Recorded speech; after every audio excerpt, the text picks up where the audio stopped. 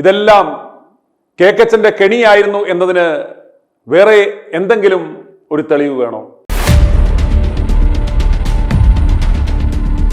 എന്നെ ശ്രമിക്കുന്ന ലോകമെമ്പാടുമുള്ള പ്രേക്ഷകരെ, രാഹുലിനെതിരെ നടത്തിയ ഈ കഴിഞ്ഞ 4.5 മാസം നടത്തിക്കൊണ്ടിരിക്കുന്ന ഈ തെൻകണി ആക്രമണം ഈ വി.ഡി. സതീശൻ എന്ന് പറയുന്ന ആ നരാധമന്റെ ആസൂത്രണമായിരുന്നു എന്നതിന് ഇന്ന് നടന്ന സംഭവത്തിൽ പരം വേറൊരു തെളിവ് വേണോ? ഇന്ന് രാഹുലിനെതിരെ 3ാമത്തെ പരാതി ലഭിച്ചിരിക്കുകയാണ്. ആരാണ് പരാതിക്കാരൻ? രാഹുലിനെതിരെ പരാതി നൽകിയ ആ ഒരു യുവതിയുടെ ഭർത്താവ് ഇന്ന് മുഖ്യമന്ത്രിക്കും DGPക്കും പരാതി കൊണ്ട് കൊടുത്തിരിക്കുകയാണ്. രാഹുൽ മാങ്കൂട്ടത്തിനെതിരെ കേസെടുത്ത് എത്രയും പെട്ടെന്ന് ഇവനെ അറസ്റ്റ് ചെയ്ത് അകത്തിടണം. അത് കൃത്യമായും പറയുന്നുണ്ട്, BNS 84 പ്രകാരം കേസ് രജിസ്റ്റർ ചെയ്യണമെന്ന്. ഇത് ഈ കേക്കച്ചനും ഈ പിണറായി വിജയനും അടങ്ങുന്ന ഉപജാപക സംഘം കൃത്യമായി രാഹുലിനെതിരെ അടുത്ത പണിയുമായി വന്നിരിക്കുകയാണ്. ഇപ്പോൾ എന്തുകൊണ്ട് ഇവർ ഇപ്രകാരം അടുത്ത ഒരു അവസാന പണിയുമായി ഇറങ്ങിയെന്ന് നമ്മളൊന്ന് ചിന്തിക്കണം. എല്ലാവർക്കും അറിയാമല്ലോ, വരുന്ന ബുധനാഴ്ച ബഹുമാനപ്പെട്ട ഹൈക്കോടതി ഈ വ്യാജ പരാതിയുമായി ബന്ധപ്പെട്ട അവസാന വാദം കേൾക്കുകയാണ്. അപ്പോൾ ബഹുമാനപ്പെട്ട കോടതിയുടെ മുന്നിൽ അടുത്ത ഒരു പരാതിയും കൂടെ വന്നാൽ രാഹുലിന് ആ മുൻകൂർ ജാമ്യവുമായി ബന്ധപ്പെട്ട ആ മുൻകൂർ ജാമ്യാപേക്ഷ തള്ളുകയാണെങ്കിൽ അവന്മാർക്ക് വീണ്ടും പിടിച്ചു നിൽക്കാം. എന്നാൽ 7-ാം തീയതി ബഹുമാനപ്പെട്ട കോടതി രാഹുലിന് മുൻകൂർ ജാമ്യം അനുവദിക്കുകയാണെങ്കിൽ ഇവന്മാരുടെ മുന്നിൽ വലിയൊരു ചോദ്യചിഹ്നമാകും. നീ എന്ത് നിലപാടിന്റെ അടിസ്ഥാനത്തിലാണ് വി.ഡി. സതീശ കോൺഗ്രസ് നേതാക്കന്മാരെ രാഹുലിനെ ഈ പാർട്ടിയിൽ നിന്നും പുറത്താക്കിയത് എന്ന ചോദ്യം ജനങ്ങളുടെ ചോദ്യം ഉയരും. അതിനു മുമ്പ് തന്നെ അപ്രകാരം ഒരു അവസ്ഥയുണ്ടാകാതിരിക്കാൻ ബഹുമാനപ്പെട്ട കോടതിയിൽ നിന്നും ഇയാൾക്ക് മുൻകൂർ ജാമ്യം ലഭിക്കാതിരിക്കുവാൻ വേണ്ടിയുള്ള അടുത്ത ഒരു ഹീമന ശ്രമത്തിന്റെ ഭാഗമായാണ് ഇന്ന് ഈ യുവതിയുടെ ഭർത്താവിനെ കൊണ്ട് ഇപ്രകാരം ഒരു പരാതി കൊടുത്തത് എന്ന് നമ്മൾ മനസ്സിലാക്കണം. ഒന്ന് ഓർത്തു നോക്കുക, ഇതുപോലൊരു ഭർത്താവ് ഉണ്ടാകുമോ ലോകത്ത്? സ്വന്തം ഭാര്യ മറ്റൊരുത്തൻ്റെ കൂടെ പോയി, അവൻ്റെ കൂടെ പോയി ഗർഭിണിയായി, അവൻ പറഞ്ഞ സ്ഥലങ്ങളിലെല്ലാം പോയി എന്നും പറഞ്ഞ് ആയ പുരുഷന്റെ പേരിൽ കൊണ്ട് ആ ഭർത്താവ് കേസ് കൊടുക്കുകയാണ്. ഇത് ബഹുമാനപ്പെട്ട കോടതി ചോദിക്കത്തില്ല, എടാ നീ വെറും കിണയായതുകൊണ്ടല്ലേ, നിന്നെ കൊണ്ട് കൊള്ളില്ലാഞ്ഞിട്ടല്ലേ നിന്റെ ഭാര്യ പോയത് എന്ന് ചോദിക്കില്ലേ? ഇതുപോലെ കേരളത്തിലുള്ള സകല പുരുഷന്മാരും സ്വന്തം ഭാര്യയെ നിലയ്ക്ക് നിർത്തുവാൻ കഴിവില്ലാത്ത മുണ്ണകളായവന്മാർ കോടതിയെ സമീപിക്കില്ലേ ഇനിയും? ഇതാരുടെ കുഴപ്പമാണ്? സ്വന്തം ഭാര്യ വിവാഹം കഴിച്ചിട്ട് 4 മാസം ആകുന്നതിന് മുമ്പേ വല്ലവനെയും തപ്പിപ്പോവുകയാണെങ്കിൽ അതാരുടെ കുഴപ്പമാണ്? അതിന് സംരക്ഷണം ഒരുക്കേണ്ടുന്നത് മുഖ്യമന്ത്രിയും DGPയുമാണോ? സ്വന്തം പൊതുസമൂഹത്തിന്റെ മുന്നിൽ സ്വന്തം വില കളയുന്നത് ആരാണ്? അതുപോലെ തന്നെ ഇത് കൃത്യമായ ആസൂത്രണമാണെന്ന് ഞങ്ങൾ പറയുവാൻ കാരണം മറ്റൊന്നുകൂടിയുണ്ട്. ഈ ഭർത്താവ് എന്ന് പറയുന്നവൻ NDTVക്കും അതുപോലെ ടൈംസ് നൗവിനുമാണ് ഇന്റർവ്യൂ കൊടുത്തത്. അതെന്തുകൊണ്ടാണ്? ഈ ഇംഗ്ലീഷ് മാധ്യമങ്ങളിൽ നമുക്കറിയാം, NDTV എന്ന് പറയുന്നത് BJP സപ്പോർട്ടഡ് ആയിട്ടുള്ള ആ മാധ്യമത്തിലും അതുപോലെ ടൈംസ് നൗവിലും ഒരു അഭിമുഖം കൊടുത്തതിന്റെ പ്രധാനപ്പെട്ട ഉദ്ദേശം എന്ന് പറയുന്നത് കോൺഗ്രസ് പാർട്ടിയുടെ ദേശീയ നേതൃത്വം ഇത് അറിയണം. ഇത് ഇംഗ്ലീഷ് മാധ്യമങ്ങളിൽ വന്നാൽ മാത്രമേ അവർക്ക് ഇത് എന്താണ് എന്ന് മനസ്സിലാവൂ. അതുകൊണ്ട് ആ ദേശീയ നേതൃത്വത്തിന്റെ, പ്രത്യേകിച്ച് രാഹുൽ ഗാന്ധിയും സോണിയാഗാന്ധിയും അടങ്ങുന്ന ആ ഒരു ദേശീയ നേതൃത്വത്തിന്റെ ശ്രദ്ധയിൽപ്പെടുത്തുവാൻ, ഇതൊരു ദേശീയ ശ്രദ്ധയിൽ കൊണ്ടുവരുത്തുവാൻ വേണ്ടിയാണ് ഈ കേക്കച്ചനും സംഘവും ഈ ഭർത്താവ് എന്ന് പറയുന്നവനെ കൊണ്ട് ഈ മാധ്യമങ്ങളുടെ മുന്നിൽ ഇരുത്തി ഇപ്രകാരം വിളിച്ചു പറഞ്ഞത്. അന്ന് അയാൾ ഇംഗ്ലീഷ് മാധ്യമങ്ങളിൽ മാത്രമേ പോയുള്ളൂ. എന്നാൽ ഇന്നിതാ മുഖ്യമന്ത്രിക്കും DGPക്കും പരാതി കൊടുത്തിരിക്കുന്നു. പരാതി എന്തൊക്കെയാണ്? എൻ്റെ കുടുംബജീവിതം തകർത്തു, അതുപോലെ തന്നെ എന്നെ സമൂഹത്തിന്റെ മുന്നിൽ നാണം കെടുത്തി, സൈബർ അറ്റാക്ക് ഉണ്ടായി എന്നൊക്കെയാണ് പറയുന്നത്. എടാ, സ്വന്തം ഭാര്യയ്ക്കെതിരെയല്ലേ നീ കേസ് കൊടുക്കേണ്ടുന്നത്? നിന്നെ വഞ്ചിച്ച് മറ്റൊരു പുരുഷന്റെ കൂടെ പോയ അവർക്കെതിരെയല്ലേ പരാതി കൊടുക്കേണ്ടുന്നത്? അതിന് രാഹുൽ എന്ത് പിഴച്ചു? എന്തായാലും ഇതിൽ നിന്ന് തന്നെ പ്രിയമുള്ളവരെ നമുക്ക് മനസ്സിലാക്കാം ഇതിന്റെ പിന്നിൽ ആരാണ്.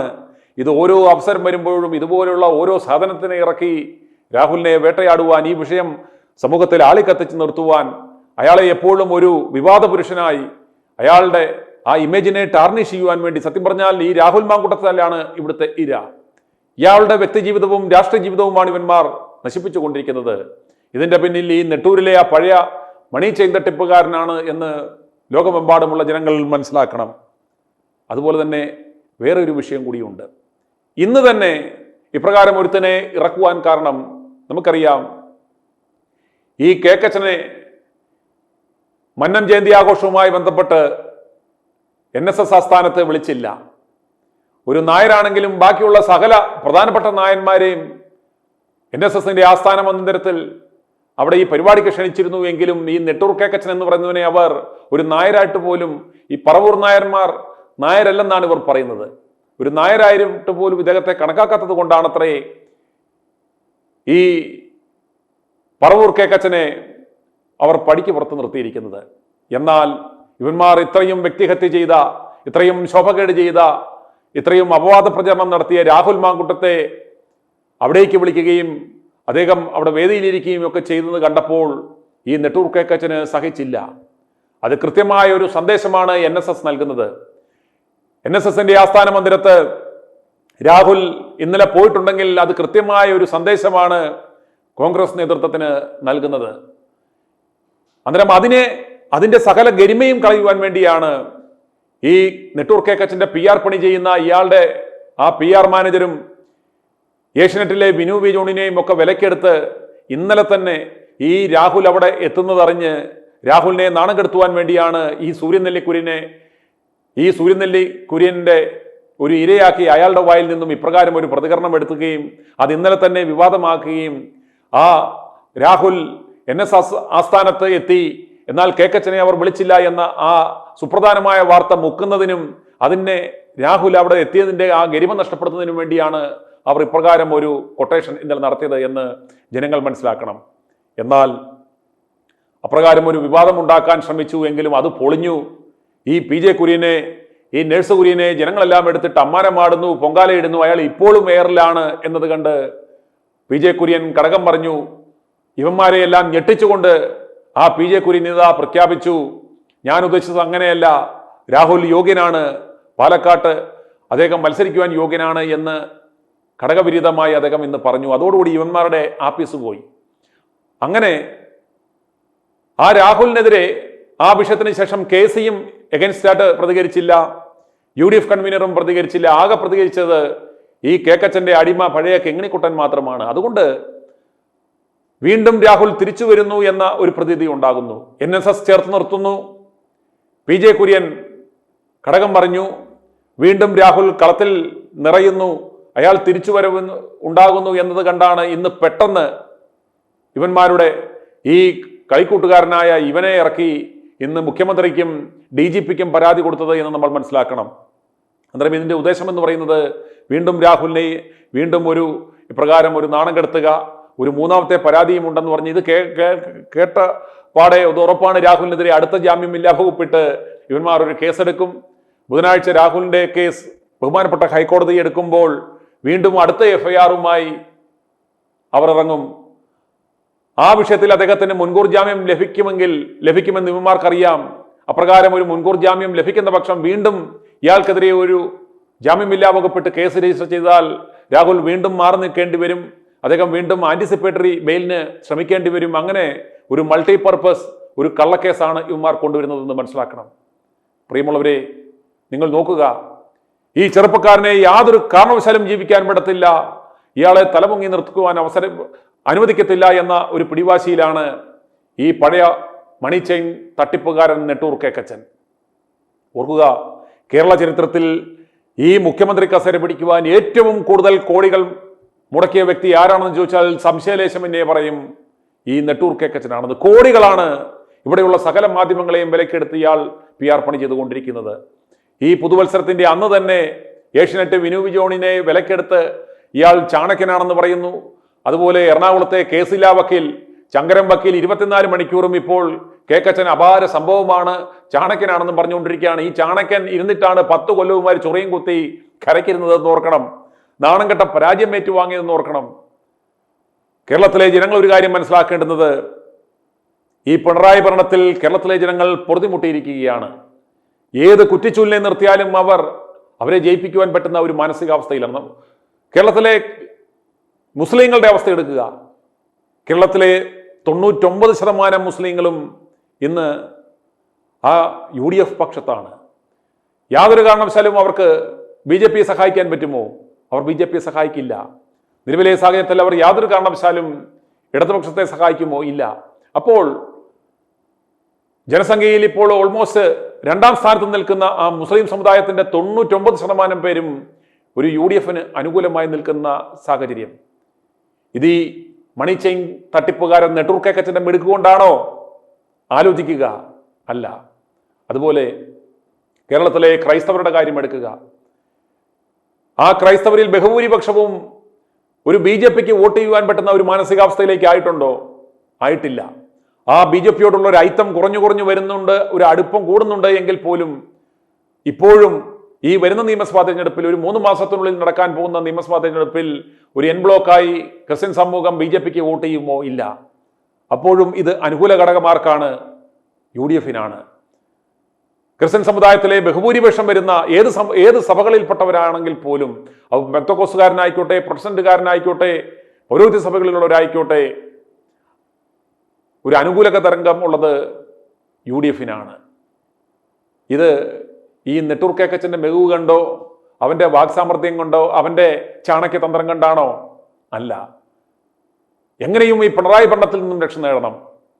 അതുപോലെ ഭൂരിപക്ഷ സമുദായമായ ഹൈന്ദവരുടെ കാര്യം എടുക്കുക. ആ ഹൈന്ദവ വോട്ട് ഏകീകരിച്ച് BJPക്ക് പോകുമോ? ഇല്ല. LDFന് പോകുമോ? ഇല്ല. പ്രത്യേകിച്ച് ഈ ശബരിമല സ്വർണ്ണക്കൊള്ള വിഷയത്തിൽ എല്ലാ വിഭാഗങ്ങളിലും പെട്ട ഹൈന്ദവരായ ആളുകളിലും അവർ കടുത്ത പ്രതിഷേധത്തിലാണ്.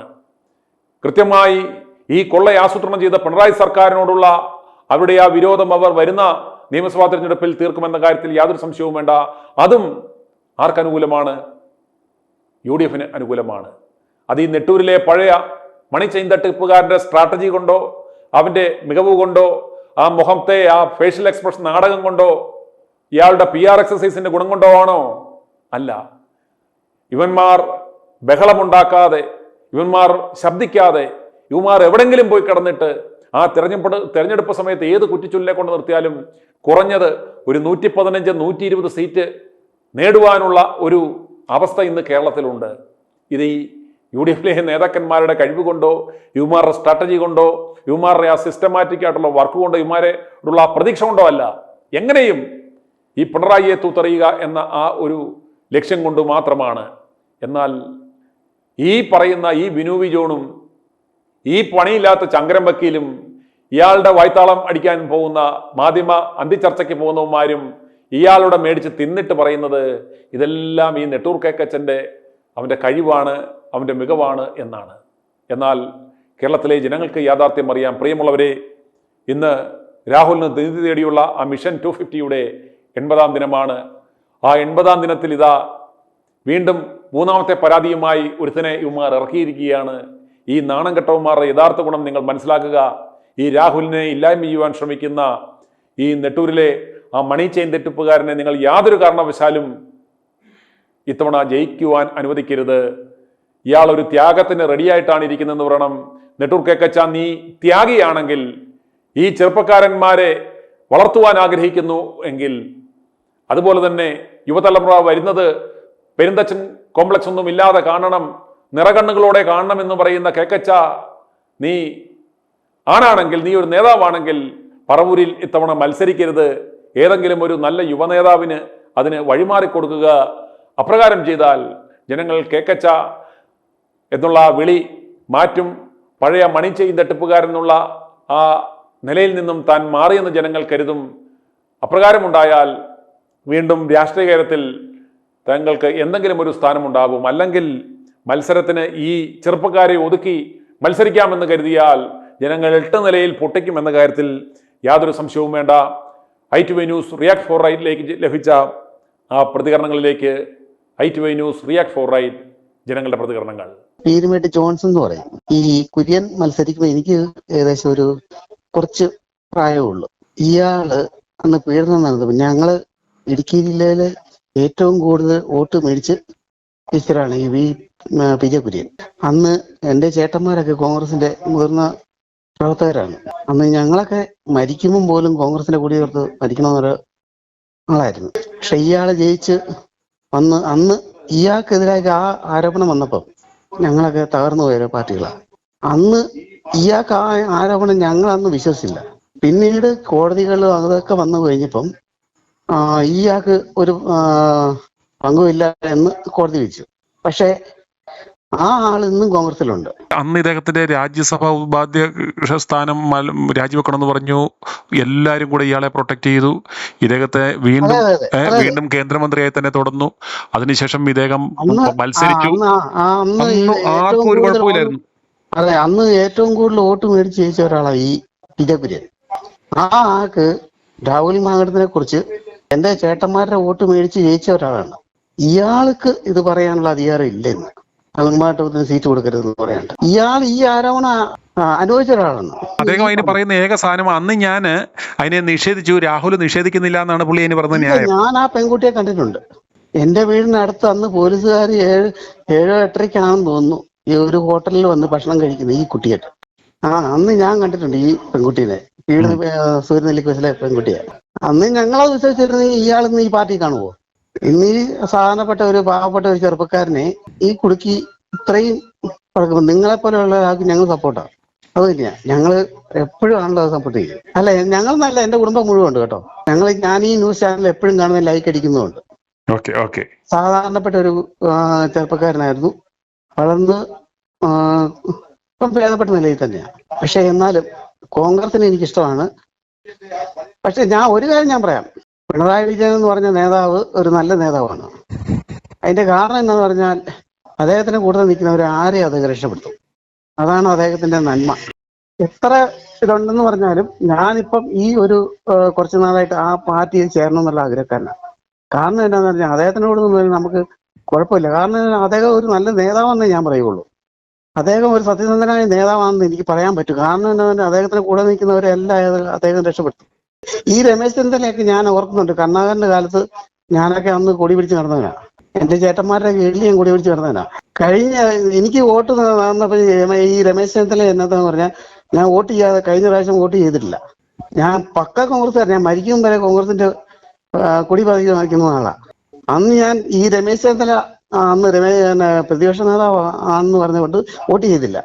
അങ്ങനെയാണ് ഈ കേരളത്തിലെ മിക്ക സീറ്റുകളും പോയത്.